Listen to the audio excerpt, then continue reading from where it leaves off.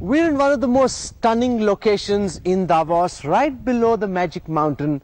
And joining us now on India Today is one of the most promising politicians of Pakistan, Benazir Bhutto's son, Asif Ali Zardari's son, Bilawal Bhutto. Welcome. This is his first interview to Indian news media. Welcome. Thank you for having me. It's a beautiful location. You have the prettiest view in town. How has Davos been for you so far? Davos has been an amazing experience. This has been my first trip to Davos, and I find it such an amazing opportunity to have genuine discussions and an exchange of ideas. As you may know, I spoke on this panel about fake news versus real politics, which I think is a really interesting topic. We spoke at the first counter-violent extremism event held at Davos. I co-hosted it with someone else, and I think that was really, really important. And I'm so glad that Davos has taken that step to address such an important Your issue. mother was a big Davos sensation, and they're all welcoming you back after a long time. What's your sense of India-Pakistan relations at this time? Given all the troubles our countries face, sitting where you are in the opposition in Pakistan, how do you view the India-Pakistan relationship? Well, I think it's plain for everyone to see that the Indian-Pakistan relationship isn't at its best at the moment.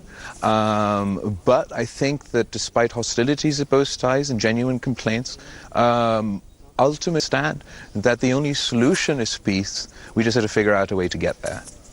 Okay, what would you like to do if you had an opportunity in the coming elections to reset the equilibrium, to work on the India-Pakistan relationship? What would you like to do?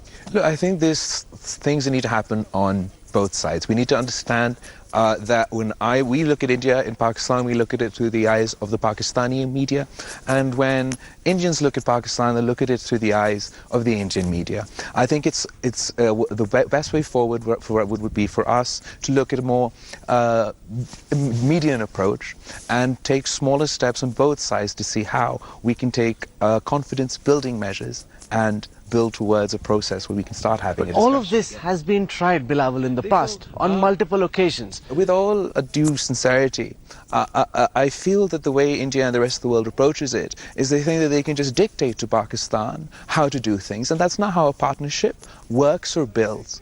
You have a conversation about what the reservations perhaps Pakistan may have with India, and India will also have reservations about what's going on in Pakistan. You have those discussions not in public in front of cameras, you have those discussions behind closed doors. Unless that sort of situation is created, you have to understand in Pakistan for us, just as certain individuals may cause anxiety to the people of India, you have to understand the rise of Hindu nationalism recently in India, a perception within Pakistani media that India is moving away from that secular image also makes the Muslims of Pakistan insecure. So we have to understand that both of us come at this through with anxieties, but the ultimate solution is only sitting together and finding peace. But the reality also is there are elements within Pakistan who don't seem to like the idea of peace with India. Our Prime Minister, soon into his term in office, in a very dramatic move, came to Ravin, met your Prime Minister at that time, and immediately after that there was a big terror attack in Pathankot. Sir, your Prime Minister has been elected by the Indian people, and I respect the Indian people's mandate. His image in Pakistan after the incidents in Gujarat are not very positive. In the age of social media, you can't hide what's happening in Kashmir on either sides or what's happening in Pakistan. But for the social media in Pakistan to be seeing bullet-ridden bodies in Kashmir makes these sort of situations difficult and actually would need state-to-state cooperation. Mr. Modi's trip to Pakistan, while perhaps intended to send a positive sign, by going to Mr. Sharif's wedding engagement and not following it up with any sort of state cooperation sends the image that they're just showing that they want to have peace, actually aren't taking the concrete actions necessary. But what else could he do? For example, you've got an Indian Prime Minister coming to Pakistan, making that grand overture. realistically speaking, that is what the Prime Minister could have done. He thought out of the box, tried to make something happen, and yet we saw how Pakistan responded. Because what do you think, Mr. Bhutto, about the likes of a Hafiz, about the likes of a Hafiz I disagree. Saeed? Yeah. If you look at the initial reaction to Mr. Modi's arrival in Pakistan, it was positive. Opposition parties even invited him. When it turned out that he was only there to attend the wedding, and there wasn't going to be any concrete steps taken towards an actual dialogue, then the reaction was very different, because a personalized relationship is not going to solve nations' issues. What kind of politician do you hope to be? Because you've had many generations of your family in politics. You've seen your father, you've seen your mother. How would you like to calibrate your politics? What kind of politician do you want to be? I feel like Pakistan needs a genuine progressive voice, a progressive alternative to the populist, hate-driven politics of the two other mainstream political parties. The Pakistan People's Party has always been a progressive force in Pakistan, and I feel that that's the way forward, and that's the sort of politician that I'd like to be. You know, who do you think of as your principal adversary in Pakistan? Do you think it's going to be Shahbaz Sharif? Do you think of Imran Khan, who calls you baby Bhutto, he said? Who's your principal adversary? I don't really look at it in terms of adversaries. I'm doing this for the people of Pakistan, and I'm doing this because I believe I'm following the mission of my mother. Mr. Shahbaz Sharif and Imran Khan have their own reasons for doing politics, and you know what they say: if they can't fault you on the issues, if they can't fault you on what you've done, then they, you know, fall to the level of resulting to child schoolyard insults. So that's all I have to say on that. So do you see a lot of comparisons with Rahul Gandhi in India? In some senses, you've been thrust into this job, his mother too, handing over to him recently the position of president of the Congress party. Do you see a comparison?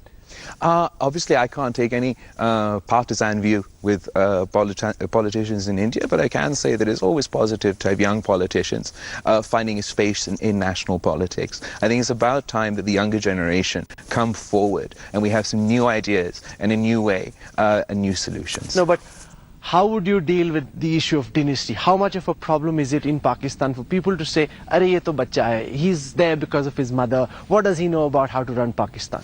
Well, absolutely. I don't know how much it works in India, but as you know, in Pakistan, my mother was assassinated. I didn't choose this life; it chose me, and the people of Pakistan support me. They elect a political party that has me as the chairman. They come to my rallies. They do the things that obviously other people have the right to oppose me, but I would like to think that oppose us on policies, on genuine issues like we do other political parties. So what does Bilawal Bhutto do when he's not doing politics? I heard you're a black belt in Taekwondo? That was a while ago. I was a black belt in Taekwondo before I do politics. Now I sleep, eat and breathe politics. At the moment, you know, we're heading into election seasons in Pakistan.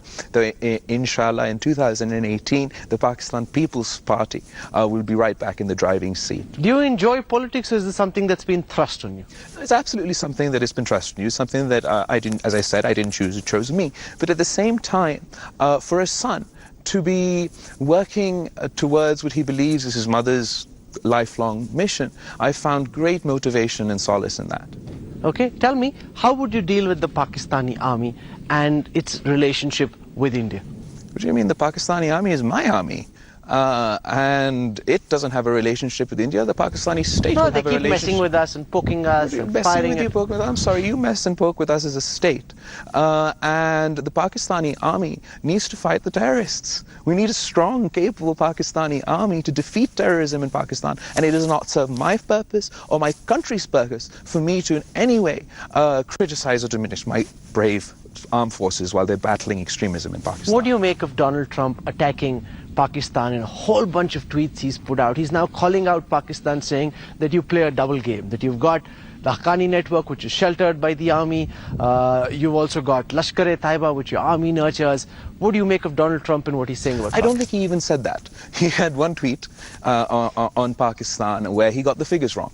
I don't think Mr. Trump wanted to give the impression that America doesn't pay its debt.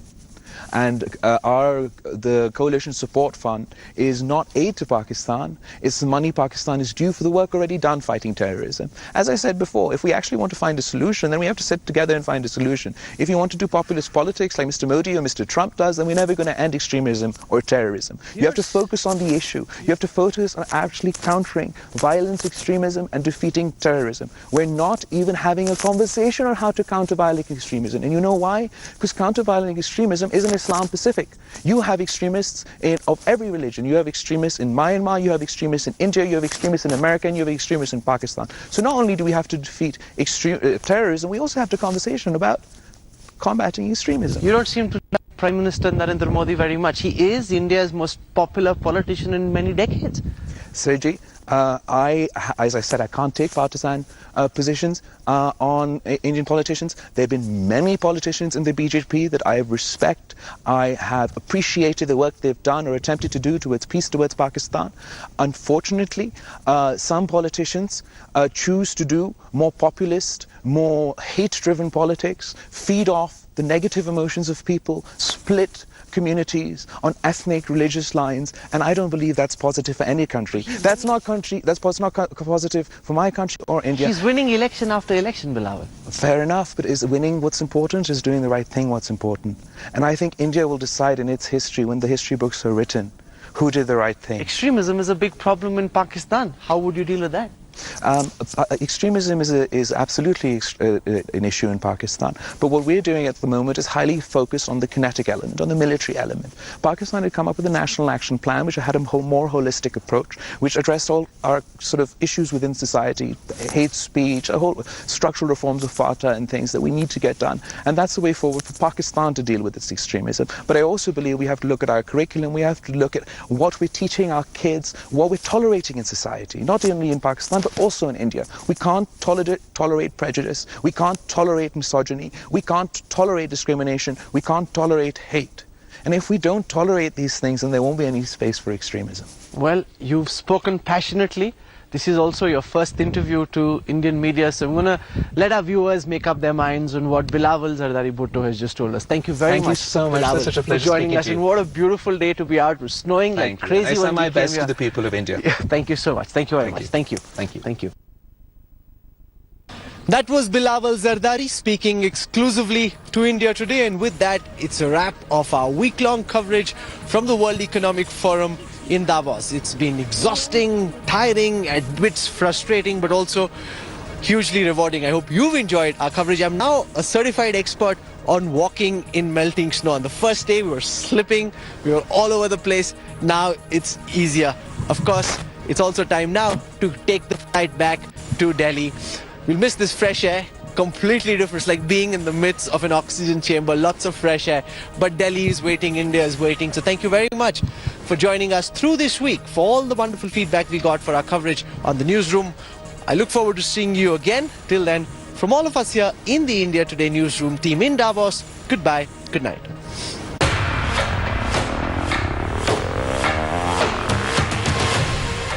Thanks for watching the video. For more such news and updates, please like, share and subscribe to India Today. Also check out our other great videos from our channel. We know you will love to.